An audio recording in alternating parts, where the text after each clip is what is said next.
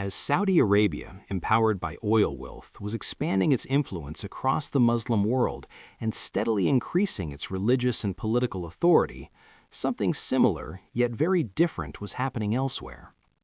Ayatollah Khomeini, who viewed the Saudi monarchy with deep suspicion and criticism, was also becoming increasingly assertive.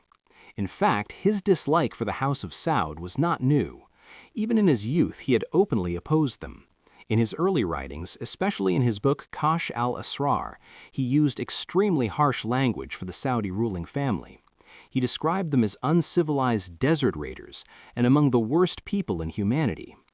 Over the years, he continued to write and speak strongly against their legitimacy and their style of rule.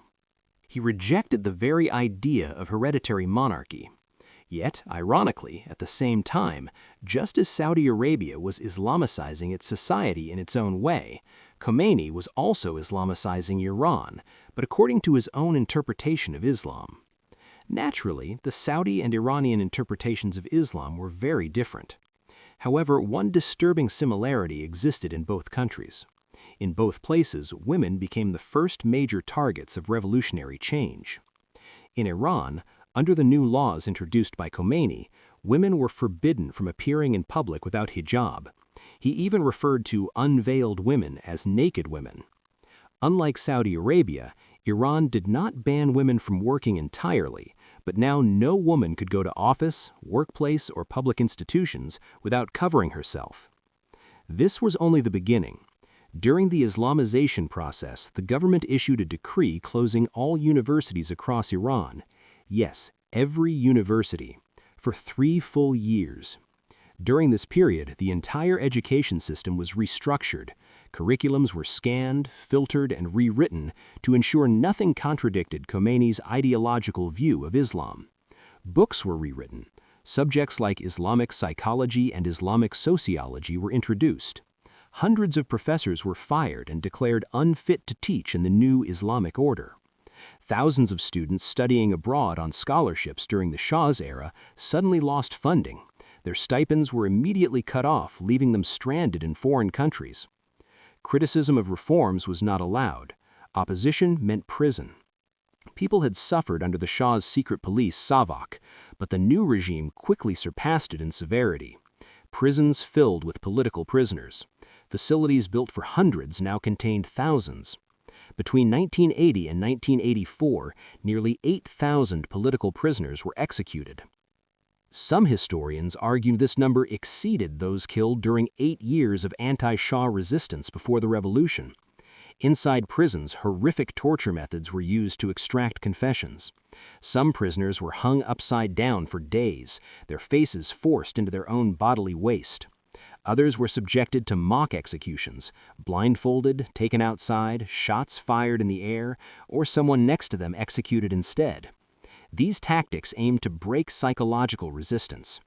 The revolutionaries believed their opponents were traitors, enemies of Iran and loyalists of the Shah, not simply citizens with different opinions. And here lies a recurring historical pattern. Revolutions are powered by youth. Most revolutionary supporters fall between 20 and 25 years old, energetic, idealistic, but often unable to see moral gray areas clearly. A few may be exceptionally wise, but the majority naturally think in absolutes, right versus wrong.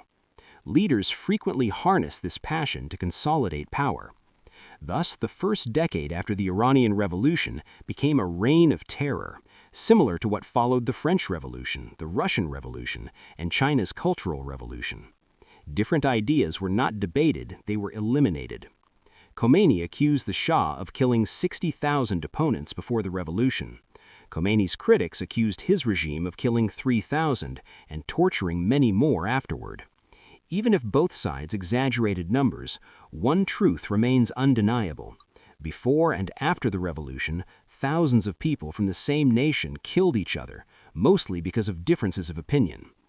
Now you can see how a silent competition had begun between 2 major Muslim states, Saudi Arabia and Iran, each trying to shape the Islamic world according to its ideology. But another country was about to enter this Cold War: Syria. At that time, Syria was ruled by the Shia-aligned dictator Hafez al-Assad, a former Air Force officer who seized power by overthrowing his own Ba'ath Party leadership and establishing a dictatorship under the title of president. All power rested in his hands. He ended prolonged unrest and temporarily stabilized Syria. But it was not democracy. It was controlled rule. Interestingly, when Khomeini criticized the Saudi monarchy as un-Islamic, he never condemned Assad's dictatorship, because Assad had supported Khomeini during his struggle against the Shah. However, inside Syria, the Muslim Brotherhood had begun mobilizing, similar to Egypt. These Sunni groups were inspired by Khomeini's revolution, despite sectarian differences. They even visited Tehran and offered him leadership of global Islamic resistance movements. To them, ideology mattered more than sect. They demanded Islamic governance in Syria. Assad, a secular socialist with strong Soviet ties, learned a lesson from Iran and Saudi Arabia. To maintain power, crush opposition early. So he did exactly that, even more brutally. In cities like Hama, opposition groups expected support from Khomeini. None came. Feeling abandoned, they turned against both Assad and Iran. Meanwhile, west of Iran and northwest of Saudi Arabia, Iraq was undergoing its own quiet revolution. It attracted little attention at first, but it would soon change the world. In 1979, Saddam Hussein was vice president, but effectively held real power. Iraq's Shia majority disliked him. Saddam was Sunni, leading the Ba'ath Party, a socialist but Sunni-dominated ruling structure. In June 1979, Saddam presented President Ahmed Hassan al-Bakr with a list of Shia militants and even military officers he wanted executed. The president refused. Within a week, Saddam forced him to resign at gunpoint, declaring him ill and in need of rest. On 16 July 1979, Saddam Hussein became president of Iraq. Immediately, he launched crackdowns. In March 1980, dozens from the Dawa party were executed on terrorism charges. Ayatollah Mohammad Baqir al-Sadr, Iraq's leading Shia cleric, issued a fatwa declaring Saddam's government un-Islamic. Iranian radio began calling him the future Khomeini of Iraq. Soon after, an assassination attempt was made on Deputy Prime Minister Tariq Aziz. The attacker was never conclusively identified, but Saddam blamed Shia groups and Iran. A massive crackdown followed. Ayatollah Baqir al-Sadr and his sister were arrested and reportedly tortured to death in April 1980. Now, Khomeini openly called for Iraqis to overthrow Saddam. Iran began broadcasting messages encouraging Iraqi Shias to rebel. Iraq responded by broadcasting in Persian, urging Iranians to oppose Khomeini. Interestingly, these broadcasts were run by exiled Shah officials living in Iraq. Both nations were now openly interfering in each other's internal affairs, violating earlier agreements. And Saddam faced a dangerous reality. Iraq's Air Force itself had a large Shia population. He could not risk rebellion. Every 4 years, just before U.S. elections, world dictators make bold moves, believing America will be distracted. Saddam understood this. In August 1980, he secretly visited Saudi Arabia. A covert deal was made in Taif involving Saudi Arabia, Kuwait, and Gulf states. Publicly, they discussed Israel and regional security. In reality, funding for war was arranged. Oil prices were raised.